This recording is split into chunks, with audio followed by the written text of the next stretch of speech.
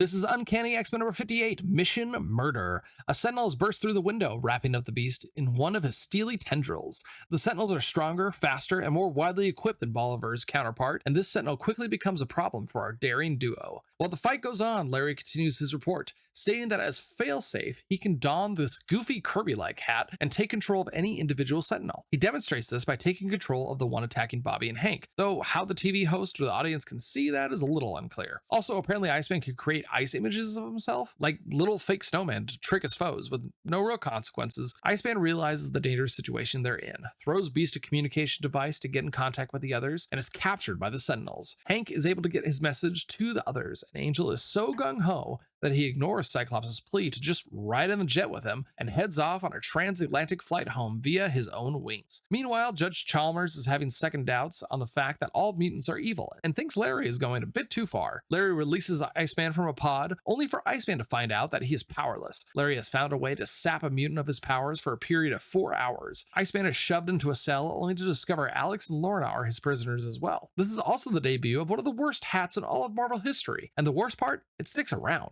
Alex informs him that he has adopted the code name that Larry bestowed upon him, Havoc, and that he has made a deal with him. I don't know how Sentinels keep sneaking up on our heroes, but it happens again, and Havoc lashes out, declaring that if Larry has already broken the deal, then he won't hold back. Larry comes in and subdues Havoc, nullifying his powers. Havoc goes into a slight panic, worrying that since he is no longer absorbing the cosmic rays, all of that will go into the Living Pharaoh. Don't worry, folks, we all know you were really concerned about the Living Pharaoh, so there's a whole page dedicated to him. Basically, the Sentinels show up and cover him in liquid anti-cosmetic ray adhesive.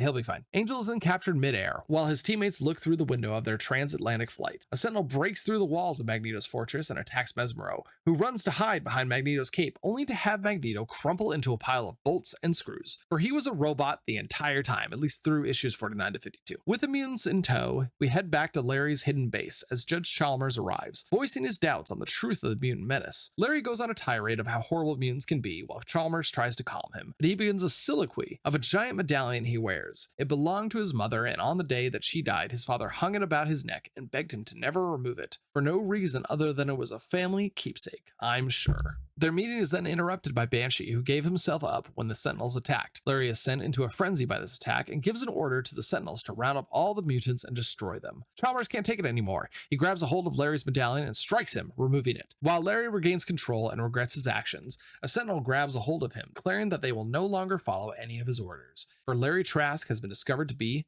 a mutant. This is the X-Men stories we have all been waiting for. This feels as strong as some of the early Claremont books, and it is very enjoyable to read with heavy themes, great artwork, and even better characters. 9 out of 10.